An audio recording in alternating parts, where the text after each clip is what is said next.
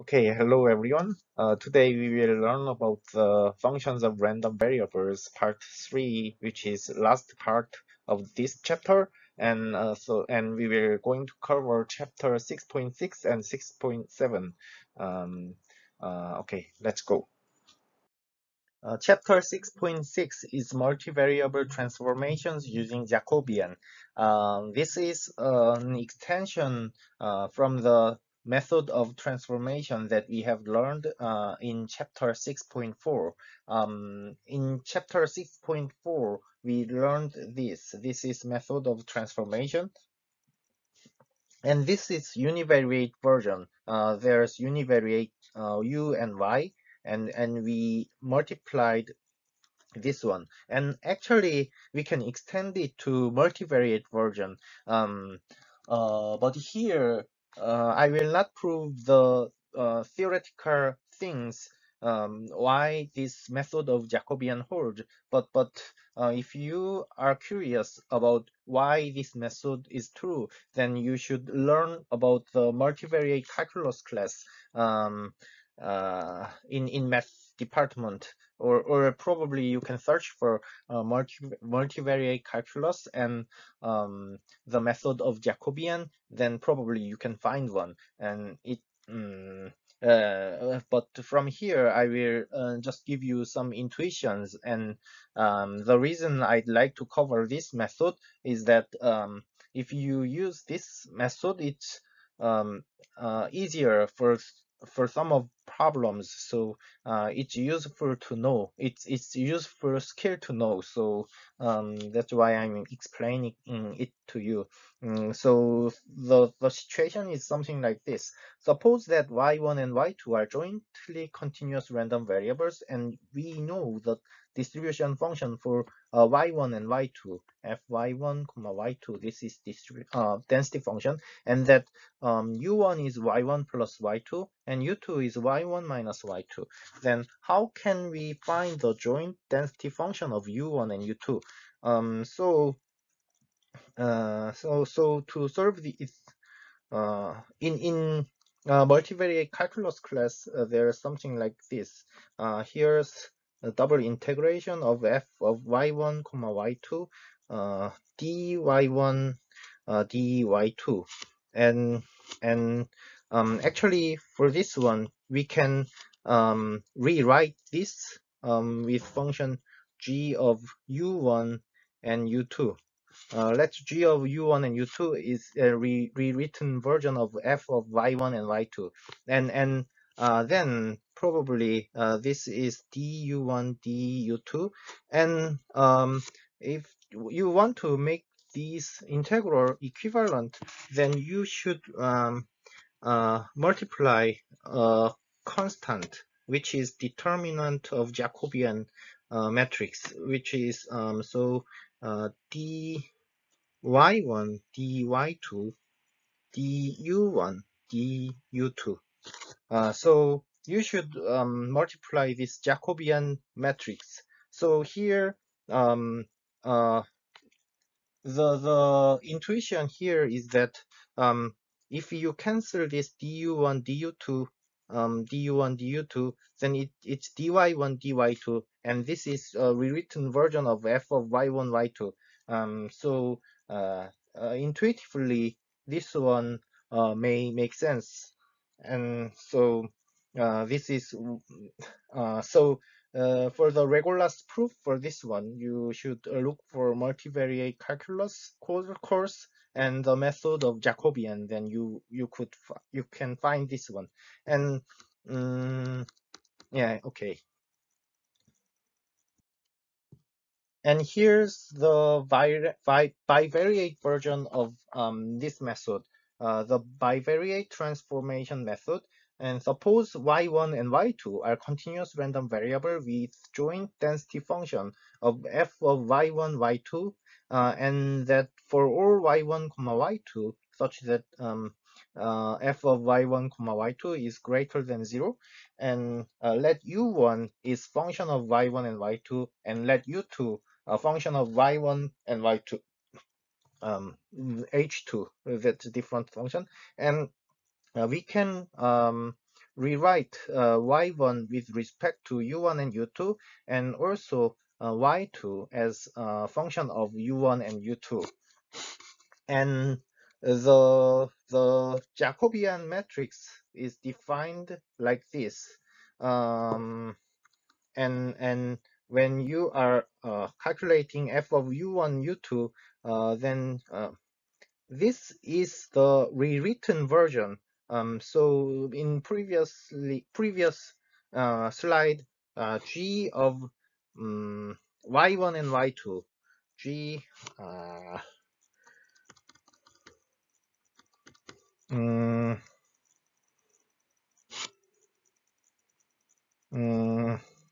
g y1 and y2 are these, and the Jacobian is this thing, but I think this notation would be more easier to understand or remember, which is so we think that dy1 d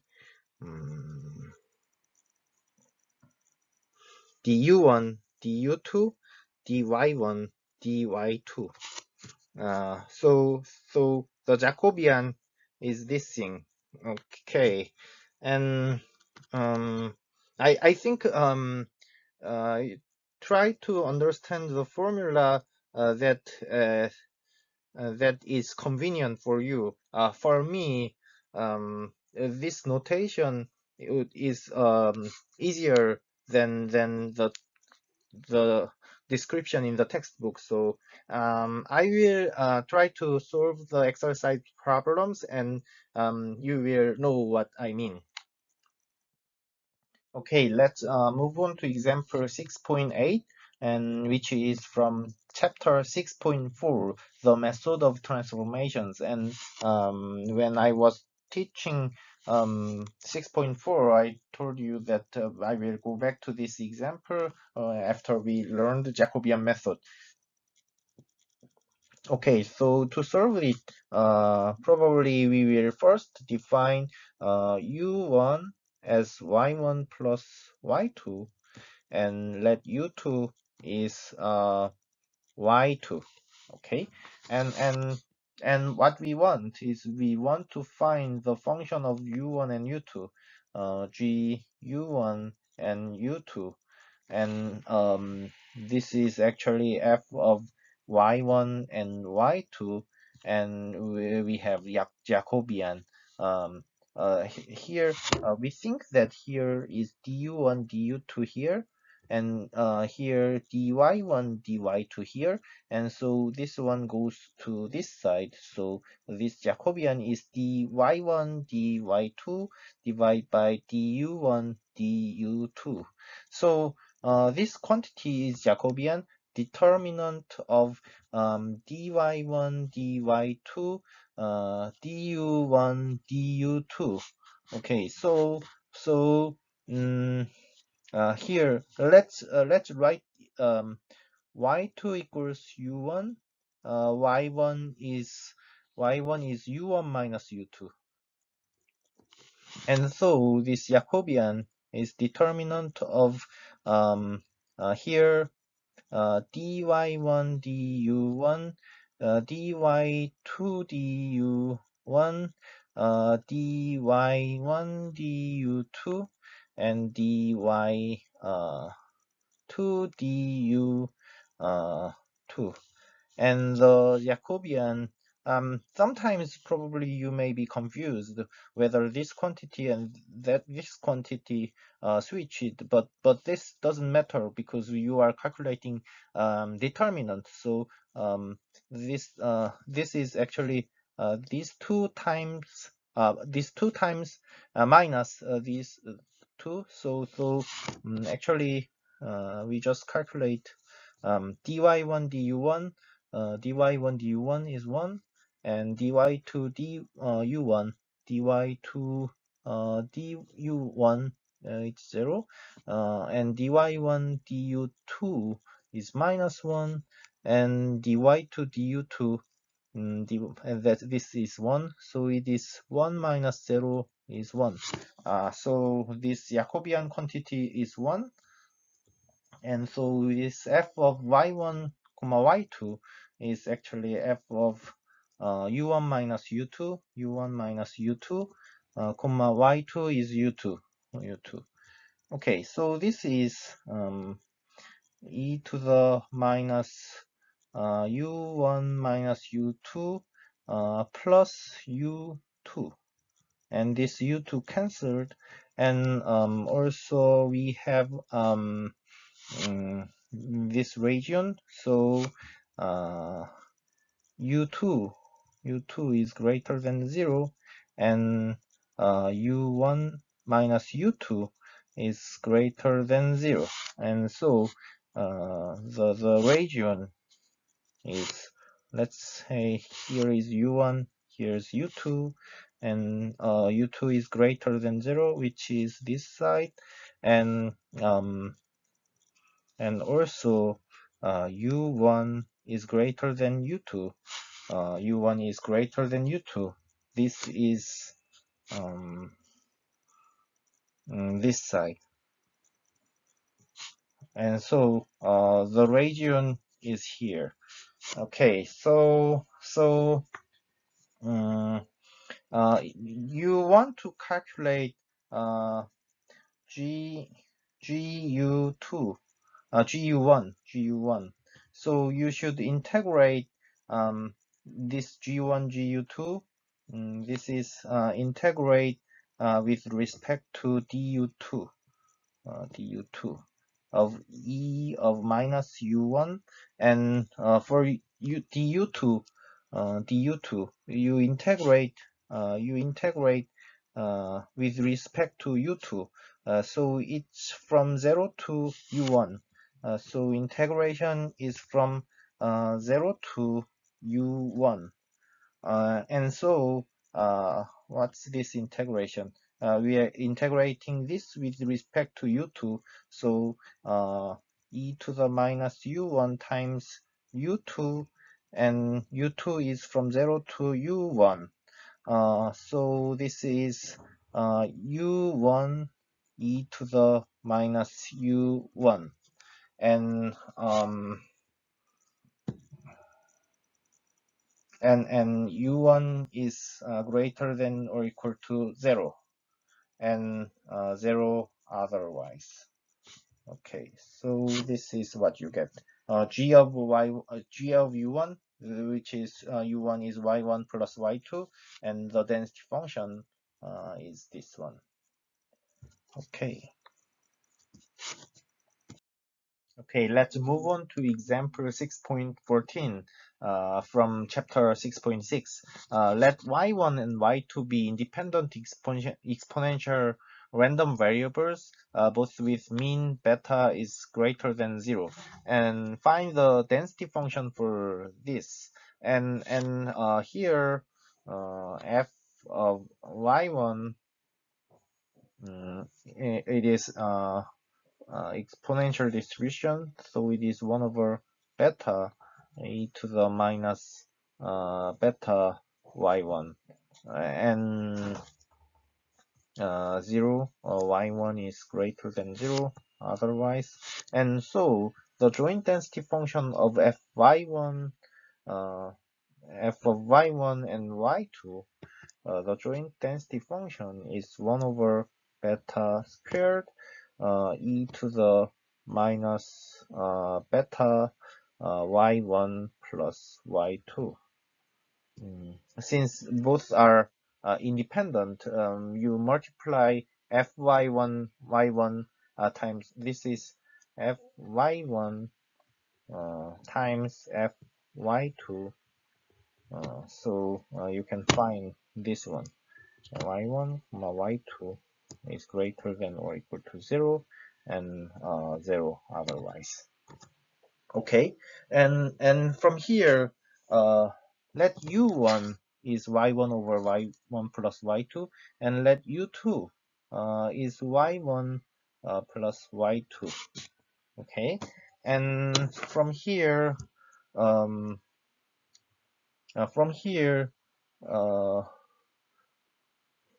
u1 is y1 over u2, and so y1 is u1 u2, and y2 is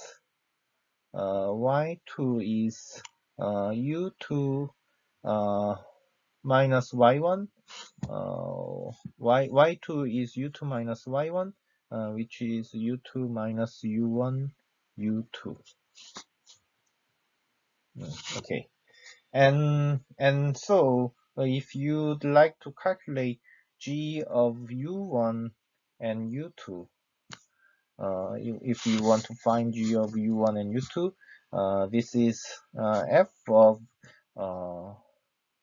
y1 u1 u2 comma u2 minus u1 u2, and here we need Jacobian, which is dy1 dy2 divided by du1 du2, and actually the Jacobian is the first part is dy1 du1, which is u1, dy1 du2 is u2, dy2 dy1 is minus dy2 dy1 minus u2.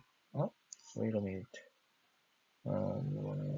This is u2 u1. Okay, wait a minute. dy1 du1 is u2 u1, and here dy2 du1 is minus u2, and dy2 du2 is 1 minus u1, 1 minus u1, and so this is u2 minus u1 u2 plus u1 u2, this cancelled, and this is absolute value of u2. Okay, so this is our Jacobian, and since y1 and y2 is greater than 0, what we know is that u1 u2 is greater than equal to 0, and u2 minus u1 u2 is also greater than or equal to 0, and from here u2 is greater than or equal to, from here u2 is greater than or equal to u1 u2, and here u1 u2 is greater than 0, so we can know that u2 is greater than or equal to 0, and if u2 is greater than or equal to 0, then the determinant, this is just u2, and also from here, from this side, if u2 is greater than or equal to 0, you can cancel this u2, and so u1 is less than or equal to 1, and u1 is also greater than or equal to 0. So you can derive this thing, and so let's finish this equation. So g of u1 comma u2 is and in here we put y1 this thing, so this is 1 over beta squared e to the minus beta, y1 is u1 u2 plus u2 minus u1 u2 minus u1 u2, and u1 u2 is cancelled, and times Jacobian, which is u2 times u2. So this is 1 over beta squared times u2 exponential minus u2 over beta. Okay, and u2 is greater than 0. And u1 is from 0 to 1. And from here, actually, u1 and u2 are independent. Why? In this density function, this is this can be divided as f of u1 times g of u2, and u1 and u2 are intervals like this, so u1 and u2 are independent, and especially this function do not contain u1. So if if we set f of u1 equals 1, then this u1 will follow uniform distribution, and so u1 is from 0 to 1, fu1 is 1, and 0 otherwise. And what about h of u2? h of u2 h of u2 is just this thing. And actually, h of u2 is this thing, and u2 is greater than or equal to 0. And actually, this is a gamma distribution. This is a gamma distribution with parameter beta and 2. Parameter alpha equals 2 and beta, so this is gamma distribution. And so we found the density for this one, u1. This is uniform distribution from 0, 1. And okay, so this is the proof for example 6.14. And in here,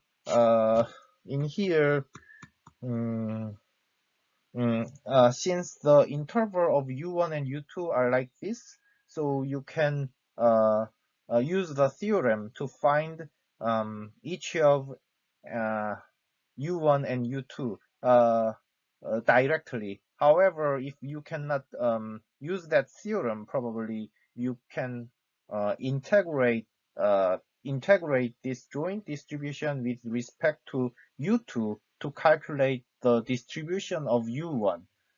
That's also other way that you can solve this example. Okay. Let's try to solve exercise problem 6.69. The random variable y1 and y2 are independent and both with density function defined like this. And let y1 equals y1 over y1 plus y2, and y2 is y1 plus y2. And then the first problem is, what is the joint density of y1 and y2? So the joint density of y1 and y2 is that since those two, y1 and y2 are independent, we can just multiply those two probability densities, which is y1 square, y2 square. So 1 over y1 square, y2 square, and y1 is greater than 1, and also y2 is greater than 1, and 0 otherwise. So this is the density function for y1 and y2. Okay, next, let's show that the density function of u1 and u2 is given by this thing. To solve this, we first need to use the theorem, which is f u1 u2 u1 u2 is f of y1 y2, and here we have Jacobian dy1 dy2 du1 du2. We have Jacobian, and to calculate the Jacobian, we defined u1 is y1 divided by y1 plus y2, and u2 is y1 plus y2. So if we put u2 here, y1 is u1, u2, and y2 is y1. Here y1 is u1, u2, so y2 is u2 minus u1, u2, u1, u2. So the Jacobian is dy1 du1 is u2, dy1 du2 is u1, and dy2 du1 is minus u2, and dy2 du2 is 1 minus u1, 1 minus u1. And so this is u2 minus u1 u2 plus u1 u2, and so this is u2. And actually this is absolute value of u2, and this is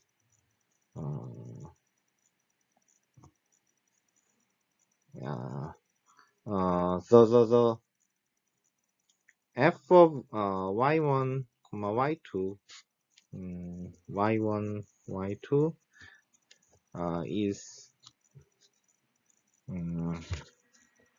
is 1 over y1 square y2 square.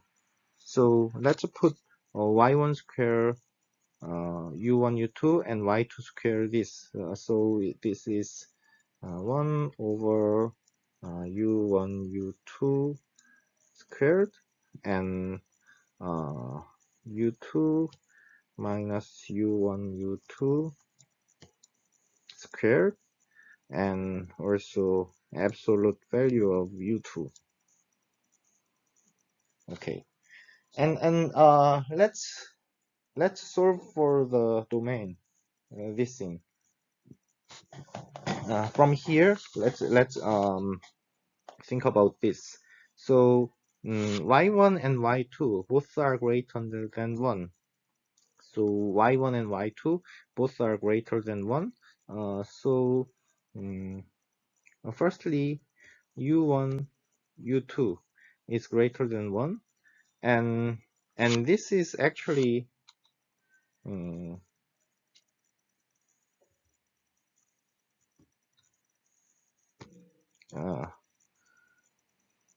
so this is actually this thing, and to have this inequality, the region is here.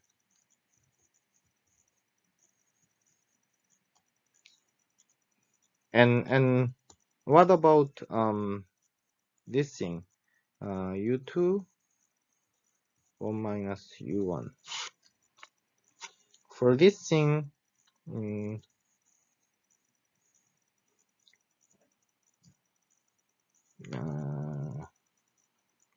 u2 is greater than 1 over 1 minus u1, and so this is 1 is here, and we have this graph and this graph, and the area, if you think about the relationship, the area is here. So the region that emits this one and this one, its intersection of here. So so let's think about the new graph.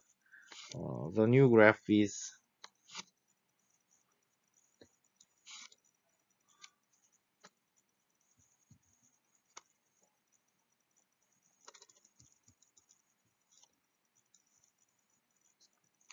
so the intersection is this part. So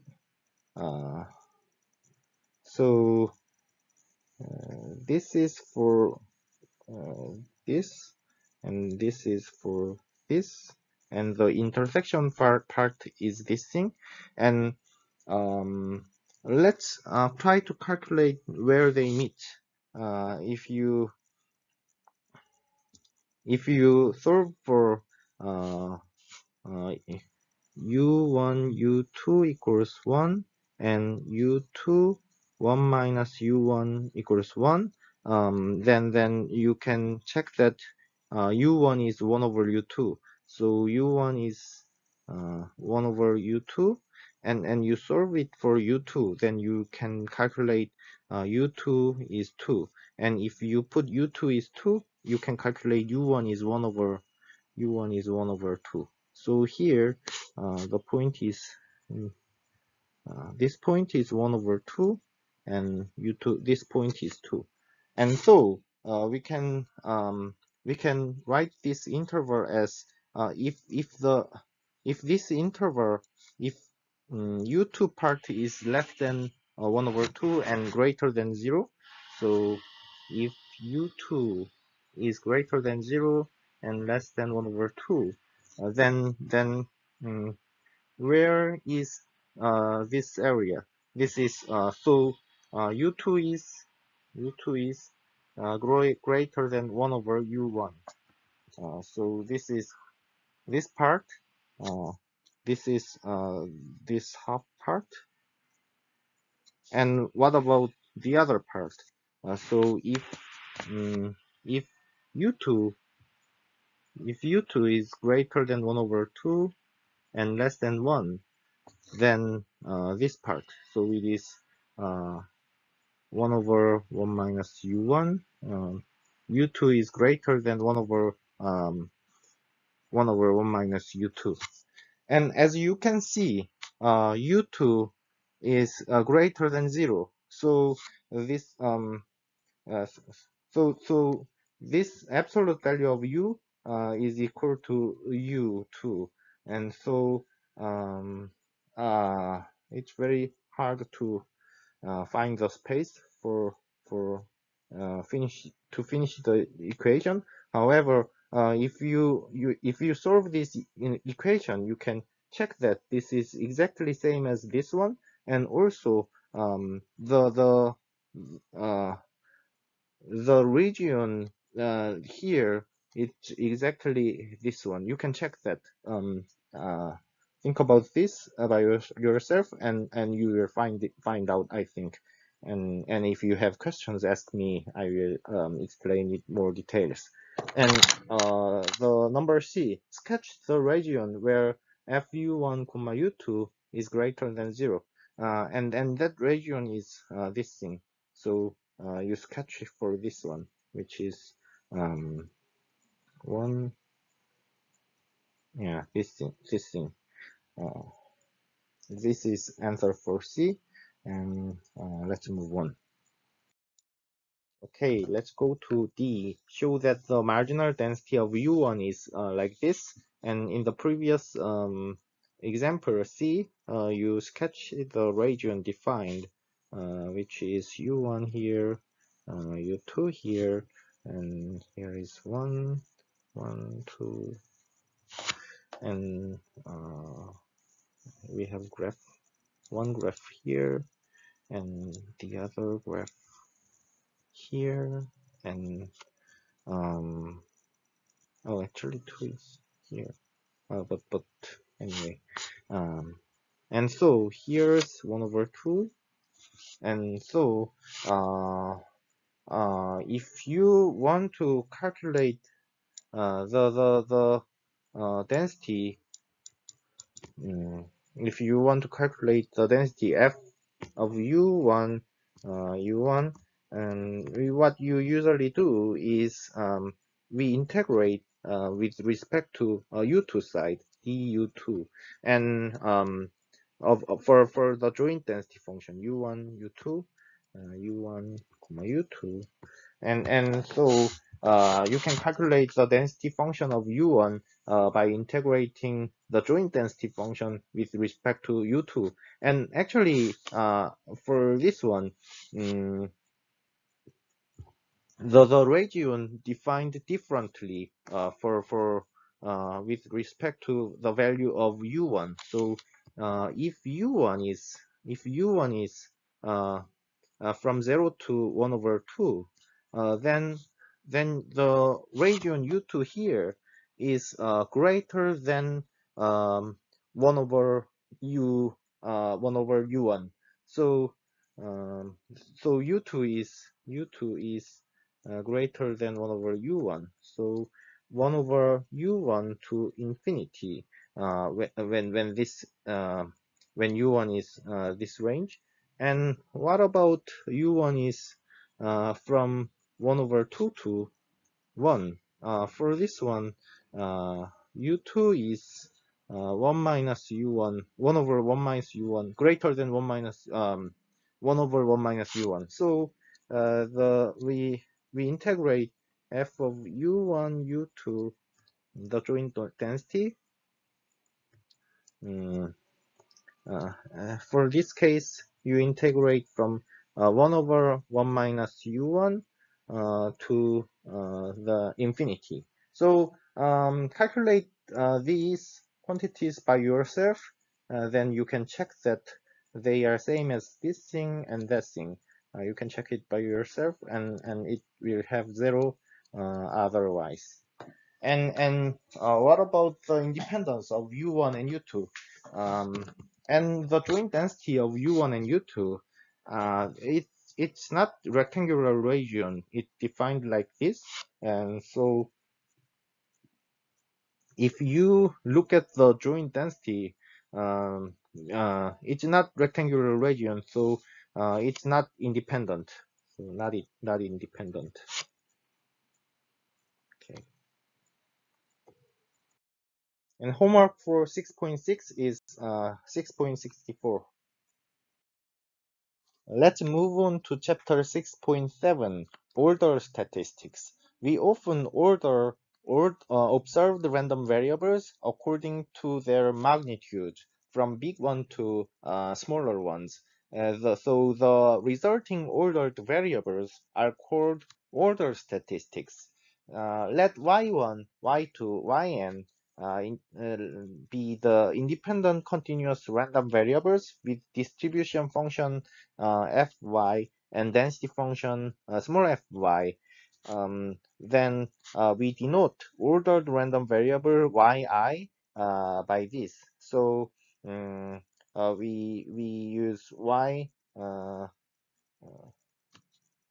parentheses of 1 and 2 and n. And when we denote like this, it implies that y1 to yn, we ordered them. So the y1 is the smallest one, and yn is the largest one. And we want to find the distribution for this type of ordered statistics. Okay, let's move on. And we defined like that. We can check that the y1, which is the smallest one of n random variables, this can be written as minimum of random variables y1 to yn, and yn is the maximum of y1 to yn. And the density function for y1 and yn can be derived using the method of distribution function. For the largest random variable, for pyn, we can write it this way. If yn, this yn is the maximum of y1 to yn. So this small y is greater than max of this. What it means is that it is probability of small y is greater than all the random variables. Because this yn is the maximum of all y1 to yn, the small y is greater than this yn. It is same as small y is greater than every yi's. Okay, so we can represent it like this, and since y's are independent, we can represent this probability like this, and we have distribution function of f of y, since y1 to yn are all same uh, random variables from the same distribution, and they are independent. We can represent it as this fy nth, and we can differentiate of both sides to calculate the density function of y, which is gny, and if we differentiate the right hand side, we can get this n times fy n minus 1th and f of y. Okay. Next, to derive density function for y1, which is the smallest variable, we can write this way. So f of y1 is probability of the minimum of y1 to yn is less than or equal to small y, and actually we can convert it like this. This is same as 1 minus probability of minimum of y is greater than y. And in this part, what it means, the minimum of every y1 to yn is greater than small y, which means that all yi's are greater than small y. And so y1 is minimum of y1 to yn. So minimum of y1 to yn is greater than small y, which implies that all y1 to yn are greater than small y. So we can convert this probability like this, and from here, all the y1 and yn are independent. Y1 to yn are independent, so this can be written as this multiplication of all the probabilities, and each probability, each of y1 to yn are from the same distribution, that is 1 minus f of y. So this probability is 1 minus f of y, and we have n of them, so we have n. And differentiation on both sides yields the distribution density function for the y1, which is this one. Okay. Okay, let's move on to example 6.16. Electronic components of a certain type have a length of life y with probability density given by this. And we usually model the length of life or something with exponential distribution like this. And the length of life is measured in hours. Suppose that two such components operate independently and in series in a certain system.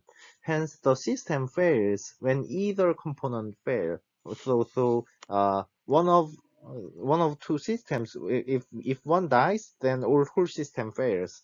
Find the density function for x, the length of life of the system. So here, the x is minimum of y1, y2.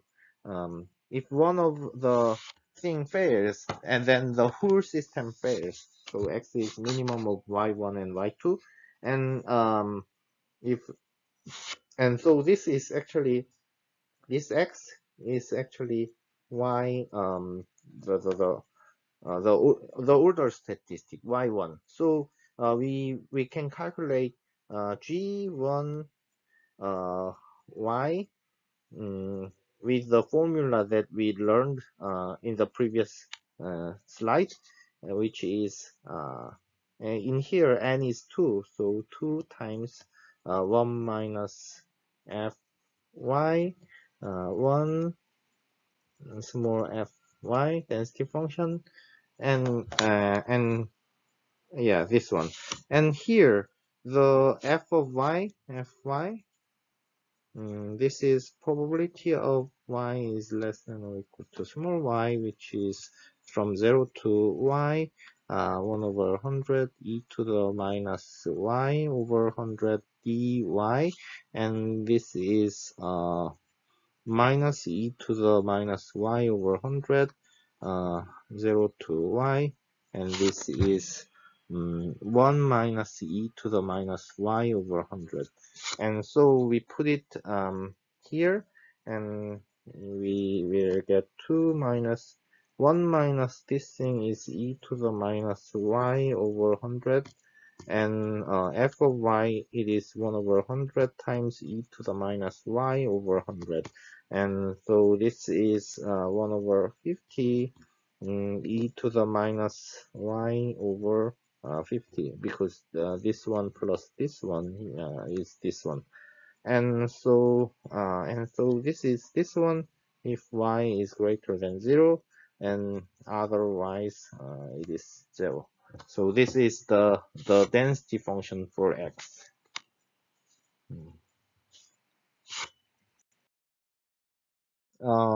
Previously, we learned the density function for minimum or maximum of the random variables of y1 to yn, and now we want to get the density function for case order statistics, which is more general case. And to do that, I'd like to give you intuitive proof than the Regulus proof, and this is what the textbook explains, and this is very good explanation to get the intuition about the order statistics. And let's move on. If y is a continuous random variable with density function fy, then you can estimate the density like this. As you know, when we have continuous random variable, probability of y is constant, which is 0. So we cannot calculate the continuous random variable have constant value. However, you can do something like this. The probability of so let's say this fy, this is fy, continuous density, and here is y, and here's small fraction dy, small fraction dy.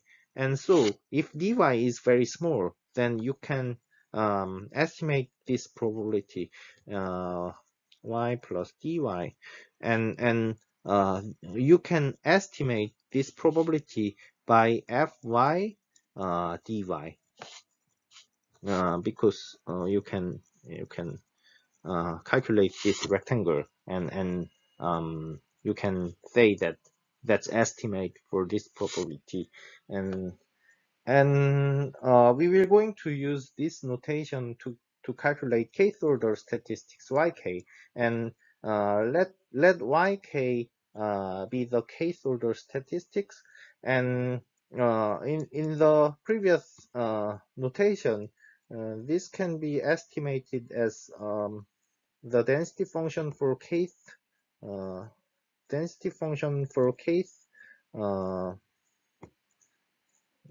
density function for case random variable, and dyk. You can write like this, and actually the situation of this is same as this. Let's say the class 1 is y's that have values less than yk, needs k minus 1, and the class 2 is y's that have value near yk, needs 1, and class 3 y's that have values larger than yk, needs n minus k. So if the situation for this, the case order statistic yk is inside of this yk to yk plus dyk range. So here from this is interval, and for yk and here's dyk, very small interval, and uh, to have the random variable yk to have inside of this range, we need k minus 1 number of yi's in here, and also we need n minus k number of yi's in here. So situation is like this. We need k minus 1 number of events from class 1, 1 from class 2, and n minus k from class 3. And by using multinomial probability, it is n choose k minus 1 choose, 1 choose n minus k. And the probability of event happen in the first class is p1, and second is P2, third is P3. And for P1, P1 is y's that have value less than yk, which is f of yk. And since we have k minus 1 number of it, it is k minus 1th. And for the second probability, y's that have value near yk, which is f of yk dyk. And about the third one, y's that have values larger than yk needs n minus k, and that's probability of y is greater than small yk, and actually this is 1 minus probability of y is less than or equal to small yk, and this is 1 minus fyk, and we have n minus k of them, and um so we can approximate this thing with this, and we can cancel dyk, and we get the density function for kth order statistics. gkyk is this one. And here's theorem 6.5. This is the equation that we derived previously. So let y1 to yn be independent, identically distributed continuous random variables with common distribution function fy and common density function small fy. If yk denotes the kth order statistic, then the density function of yk is given by this thing. And actually, we have one more thing. If j and k are two integers that have this, j and k are two different integers inside of 1 and n, and then the joint density of yj and yk is given by this one. And actually, this probability also calculated very similarly like this. I mean, the intuitive proof would similar to this one. I will give you in the next slide. So here's intuitive derivation of the joint density. Actually, this is similarity. We have class 1 to class 5 defined like this. Y's that have value less than, actually, before I do that,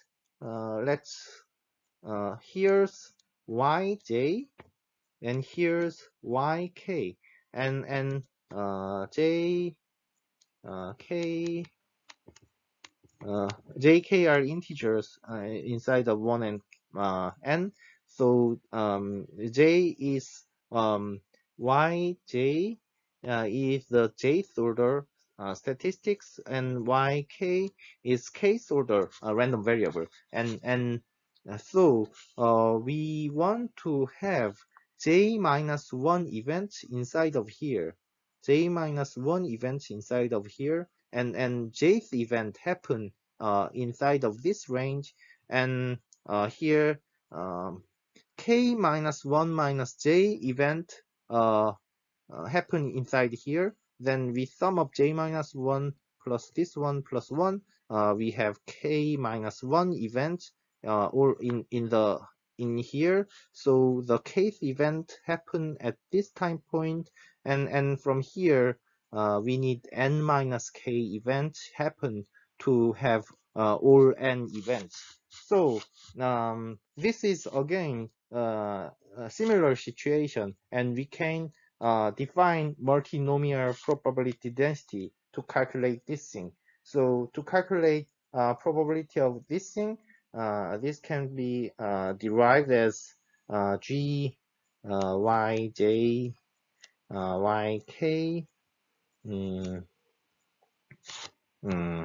yj comma yk dyj dyk, and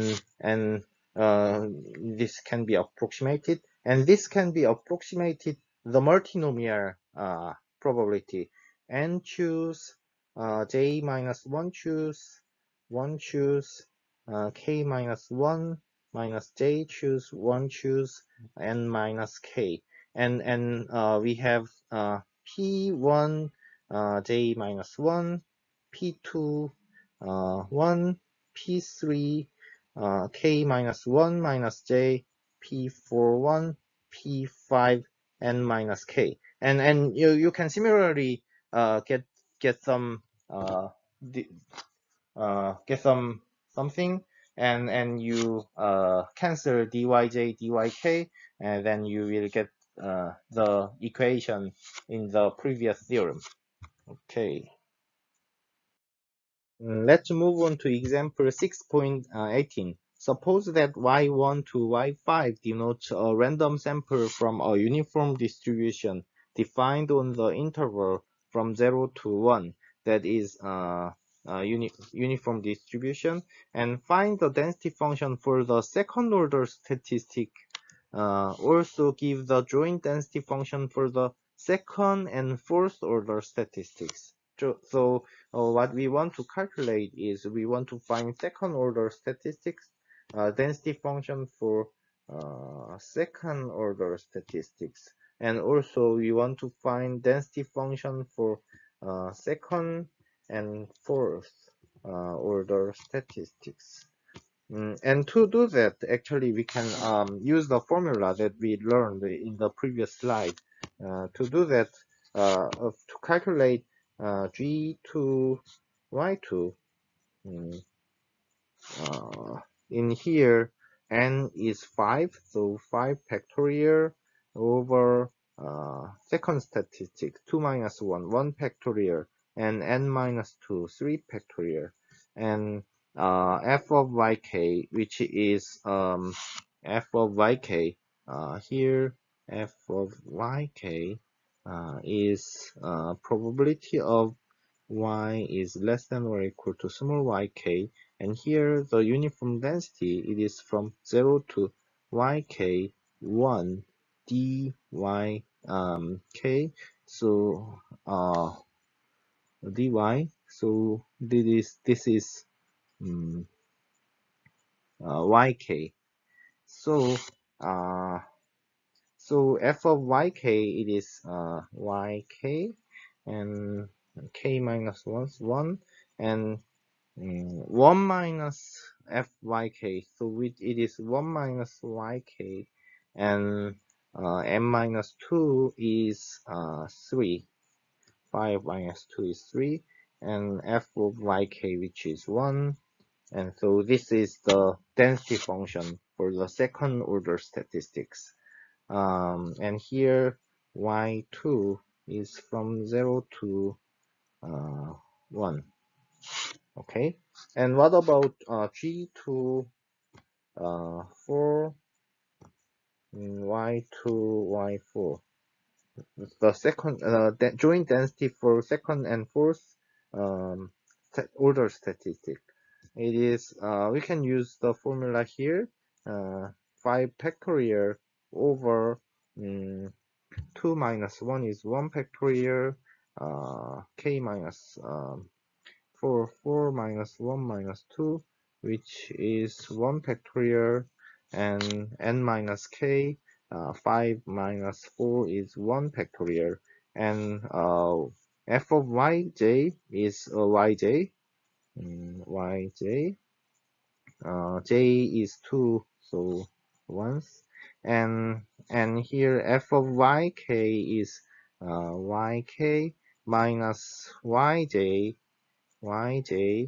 and we have 1, and 1 minus yk, 1 minus yk, m minus k is 5 minus 4 is 1, and f of yj is 1, f of yk is 1.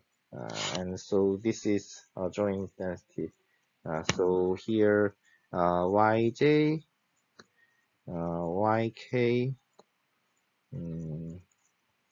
are from 0 to 1 interval, and it's 0 otherwise. 0 otherwise. Okay, so here are density function for second order statistic and joint density function for second and fourth order statistics. Okay. Homework for chapter 6.7 are these. Okay, this is end of the lecture today and also end of the lecture for chapter 6, and we were going to learn chapter 7 in the next class. Thank you and see you.